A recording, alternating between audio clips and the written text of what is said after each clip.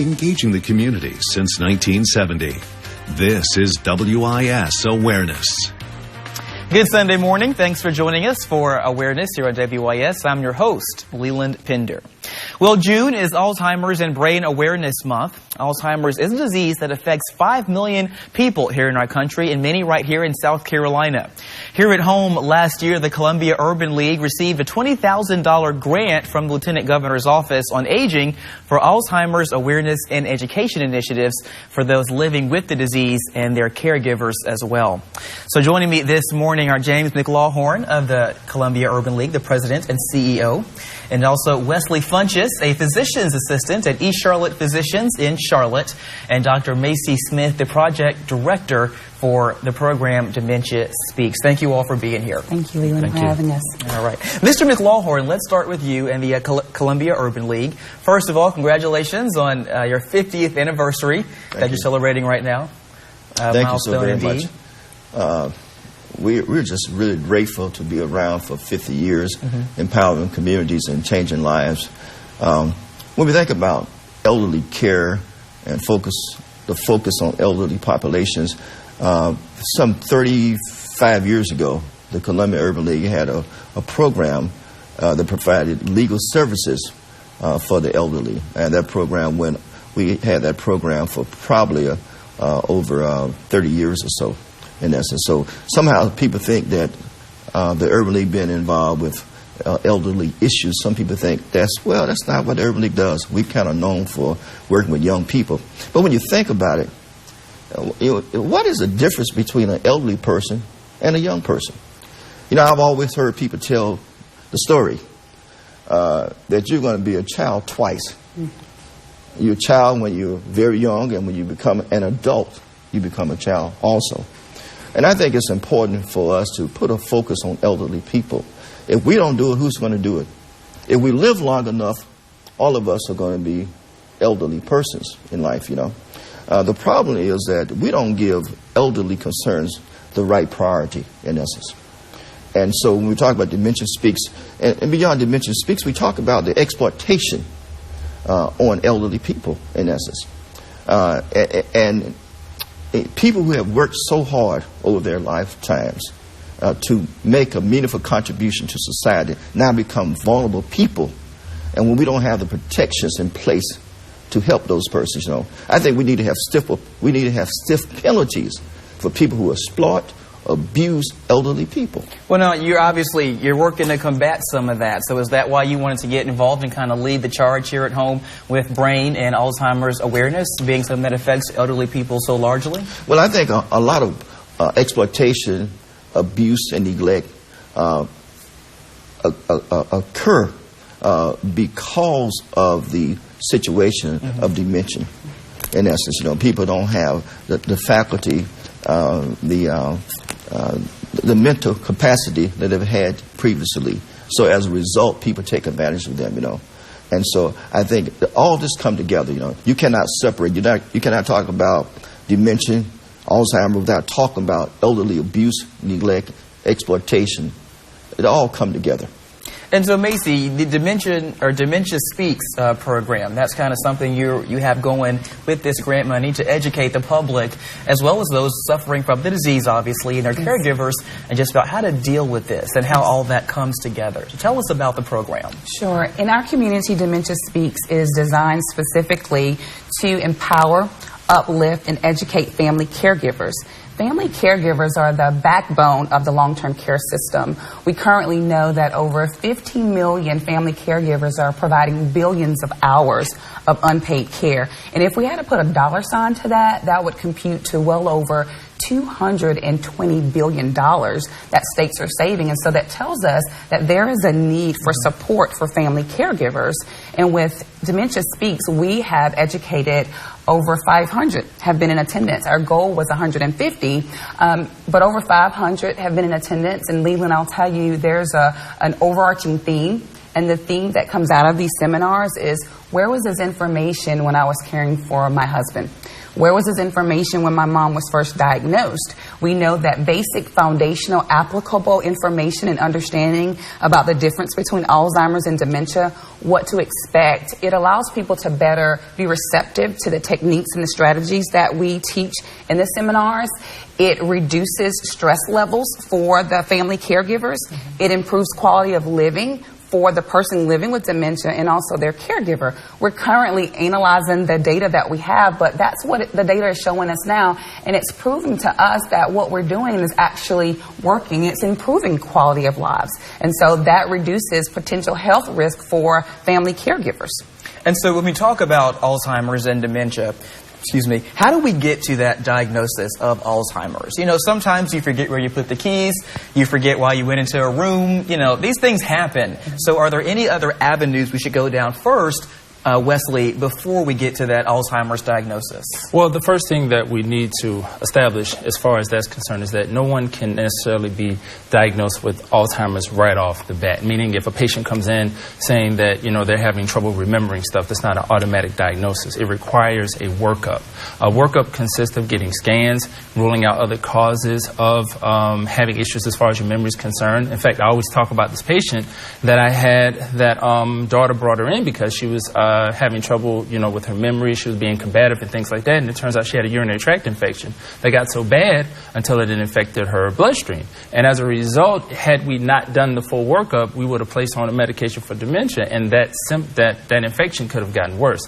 So it's very important for us to establish the fact that we cannot diagnose it right offhand. It requires a full workup. They will need to get a blood work. They'll need to get scans done. And the test that most physicians use now, or primary care providers use now, is called the mini mental status exam.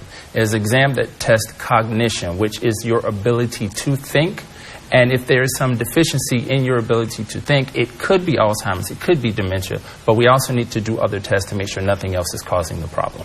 And so some of these informational sessions you guys are holding have been happening all month. It is Alzheimer's and Brain Awareness Month. And here are the details on your screen. If you know someone who would like to attend or you want to go yourself, they're happening, one's happened on June 7th and again on the 14th and 21st. They're all taking place at Daniel Circle Chapel. That's on Fort Jackson Boulevard from 6:30 to 8 in the evening. And more information can be found at the national organization, alz.org/SC, to get that local information. And you said you guys have had a really big turnout for these, so there is a lot of success and people are coming out of this feeling more empowered, which is your goal. Exactly. Yeah. People are better prepared. My motto is hope for the best, but prepare for the worst. I don't sugarcoat anything. I make it palatable. We put it in bite-sized pieces. And we also address advanced care planning and end-of-life planning because Alzheimer's disease is a terminal illness if the person lives out the course of the disease process. So better planning from beginning to end is most what we want to do. All right. Thank you, Dr. Smith. After the break, we're going to talk to one person who is dealing with this. He's caring for his father, and we talked to him previously a few months ago when things were just getting underway and they were trying to navigate this process. How things are going now after the break. Champion, your home exterior experts, lets you transform your home now and pay later during the Summer of Savings Sale. Expand your family's living space with a new Champion sunroof or transform your entire home's exterior with new Champion siding and save 20%, all with no interest and no payments until 2019. Just call 888-934-CHAMPION. Save $250 on every Champion window with no interest and no payments until 2019. Hurry, the Summer of Savings Sale ends soon. Call 888-934-CHAMPION today. You're not aware of the Dare to Care Fair? You better prepare. For quite an affair, Lisa's Care Connection is hosting, you know. And everyone in the Midlands Is planning to go. A whole day of care. We're here to share A health expo. Free games. and celebrities where. Dares will be taken. Don't you go anywhere. But the Dare to Care Fair. June 24th. At Columbia Convention Center. We'll see you there. I'm Ralph Norman, and I want to go to Washington, D.C. to end the feckless Obama foreign policy and make America the most respected country in the world. I want to replace Obamacare with something we can afford. I'm a businessman.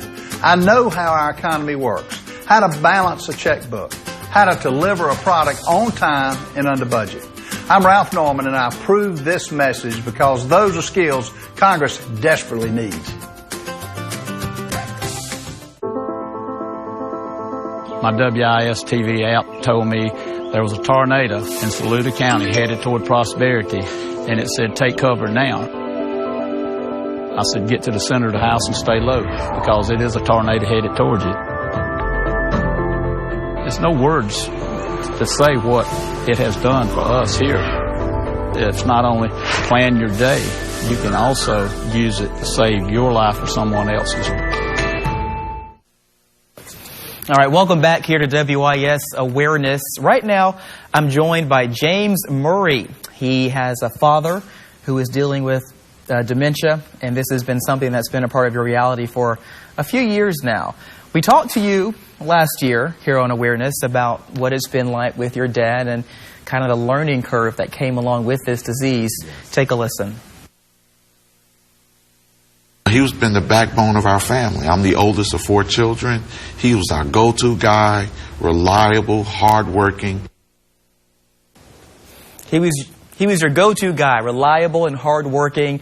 Obviously, you held your dad in very high. He's revered very much by you and your family. Yes. When you look at him today, what do you see? Do you still see that person? Unfortunately, I don't, and that's very difficult. I have to really keep my emotions in check and keep them balanced so that, I can just continue to encourage him and be encouraged, even though it's a very challenging time for me and my siblings and his grandchildren and great-grandchildren. What has been one of the biggest struggles? I guess seeing him as I've always seen him. And I can't look at him that way anymore. He is a totally different person. And so I have to treat him as such. Like Mr. McLawhorn was sharing, once an adult, twice a child. And so he has the mannerisms of a child. So even though he's 80 years old, I have a dynamic where I'm with my 2-year-old granddaughter and then with my 80-year-old father, and I have to kind of deal with them on the same level. We have some pictures that are rolling right now of you and your father. When you look at these, like on the outside, he looks like himself. Yes. I would imagine. Yes. When you try to communicate, that's when the disease presents itself and the barriers start. What do you know now that you wish you had known perhaps when we spoke here on Awareness last year? That the network of support that I needed has to continually to grow. And I have to continue to not only have support for him, but have support for me. And that's where dementia speaks. And Macie, Dr. Smith, she's one of my heroes. Her education and her networking and just informing people. Because if I had not gotten educated, had not participated in the workshops, had not had the support and the communication of my siblings, and that's one thing I really want to stress to other families. If you are a caregiver and you're a family member, you cannot do this alone. Because if you try to do this alone, you're putting yourself in a position to abuse the person that you love and take advantage of them just because of the stress. And so with the information that I received from the Alzheimer's Association, from Dementia Speaks, it helped me to navigate the care for my father in more effective and practical terms, and keeping communications open with my siblings, understanding my role and their role. Just for example, in our case, I was the primary caregiver, so I was providing the physical care, but my sisters was handling the financial matters. Okay. Because if I would have tried to do both, which eventually I would have, done something that would have put my integrity in jeopardy. And my care and love for my father. And talk about that, the classes that you went through with Dr. Smith and the workshops. How did that help you mitigate some of those feelings you felt that weren't natural to feel for your dad, but sometimes he made you feel in his state? Right. Well, because the workshop helped me to understand that even though he couldn't communicate, he still had feelings. And he still was experiencing things from my emotions and from the way that I communicated with him. So it helped me change the way I communicate with him to be more aware of putting myself in his shoes and getting out of my shoes and getting in his perspective. How is he feeling about this? What does he need? More than what I needed. And that changed. Changed the dynamic between us, reduced his stress, his frustration, reduce my stress, my frustration. And even though he may not know who I am as his son, but he does know I am a man that cares for him. So when he sees me, because he's in a facility now, he's been, we made the transition from my primary care to a health provider who is providing primary care for him. But I am present there. I am there. And the staff there, we have great communication, and that's the other thing. Families, if you put your family member in a care facility, you have to be there. You have to communicate. You have to keep good communications between you and the staff. I have multi-level communications with the staff that's providing care for my father. All right. Thank you, James, for coming back and sharing with us how things are going today versus the last time we talked with you. Thank you, Lil. All right. Coming up here next on Awareness, Hope for a Cure. We'll be right back.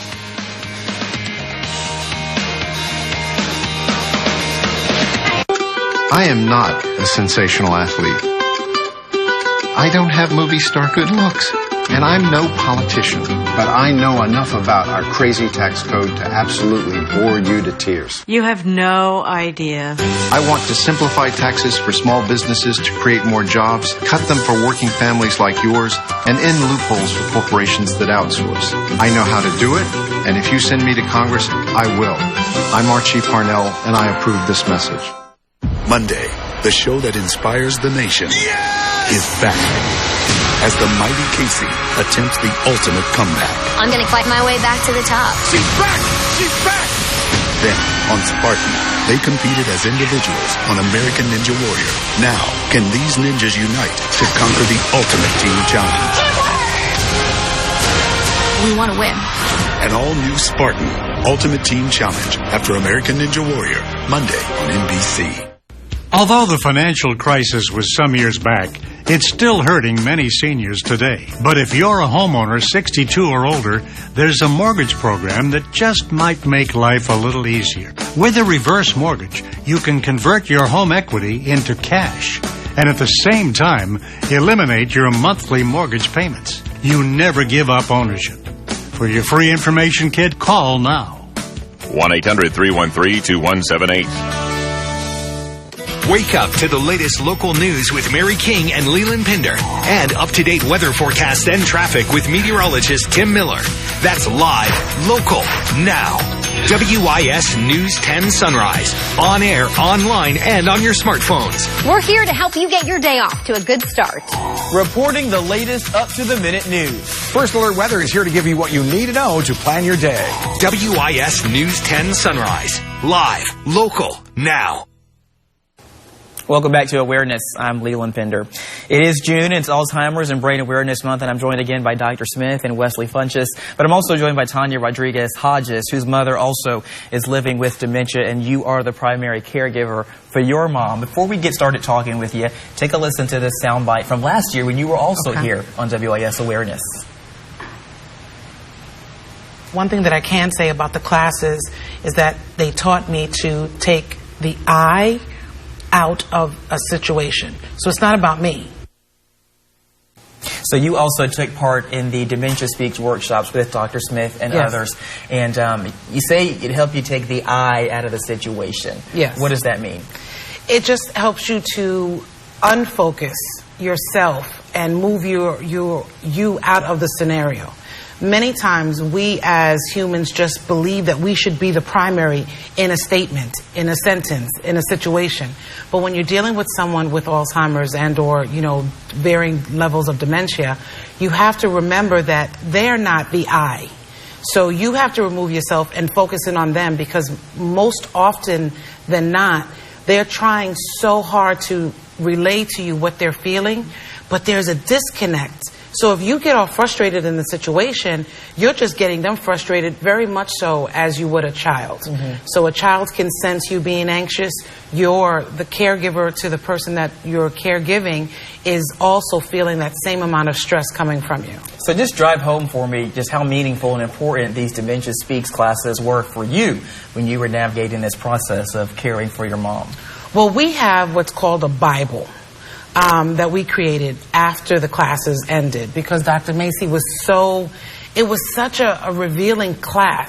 I thought we would go in, we'd learn a little bit, but we came out, we learned it was various levels stacked of what we learned. So we took all of that paperwork, then other classes that we've taken since. We put it in this quote-unquote 3-inch binder Bible, and wherever we go, that book is with us. And if I ever have a question, I literally can go through the pages, through the tabs, and figure out what we need to do and how we need to proceed forward. Because it's an ever-changing situation. That's you and your mom right there. We got a picture of the two of you. She looks so happy. She's smiling ear to ear. Beautiful lady.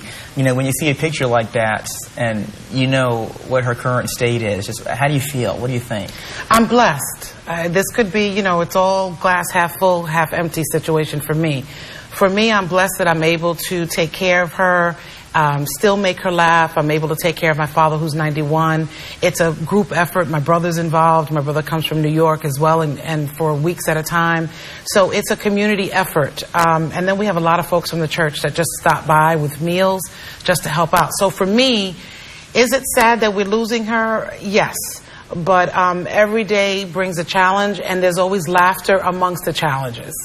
And real quickly, I'm going to get back with you guys in 1 second, but just a day in the life of a caregiver for someone with dementia.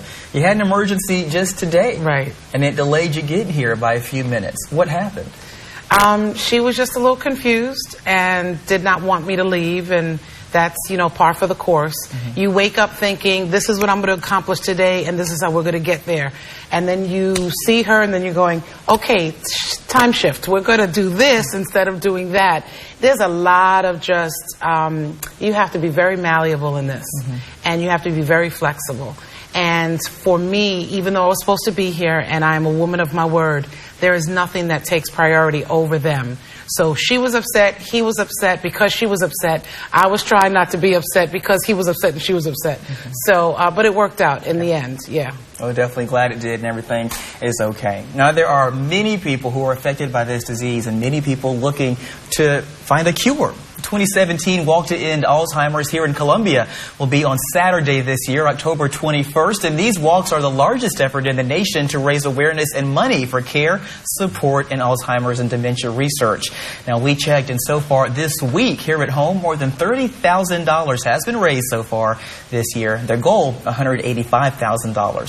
Here are some pictures here from a previous year's walk. And these people walk in support of loved ones, and family members, friends, a part of the more than 80,000 people that are living here in South Carolina that suffer from dementia and Alzheimer's. It's the 6th leading cause of death in the United States and the only cause in the top 10 that can be prevented, treated, or cured.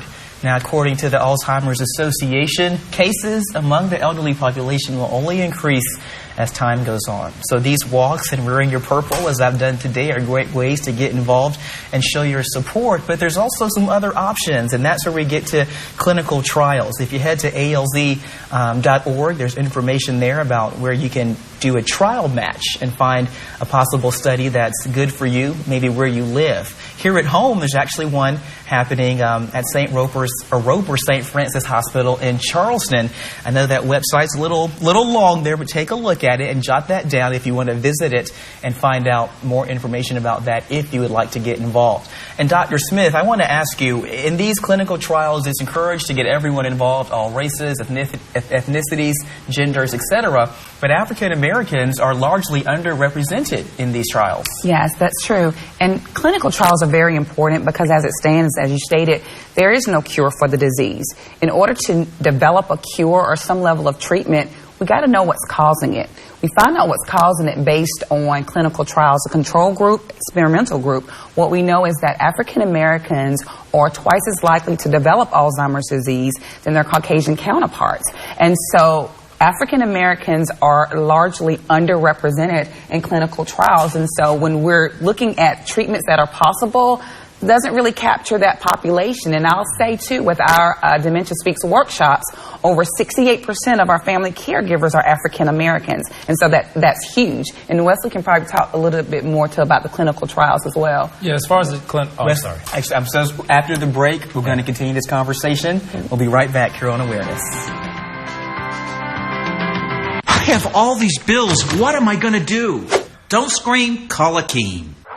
We got an $800,000 settlement for our client when a driver ran a red light. Dial all twos now. To get your attorney, dial all twos. See the weather coming your way with WIS Skyview. Live weather cameras where you live, on TV, the web, your phone, and on your tablet. WIS Skyview. Sponsored by Great Southern Homes. Live green. Live smart. When severe weather threatens out there, we're here sending pinpoint alerts to your location with the free WIS First Alert Weather app.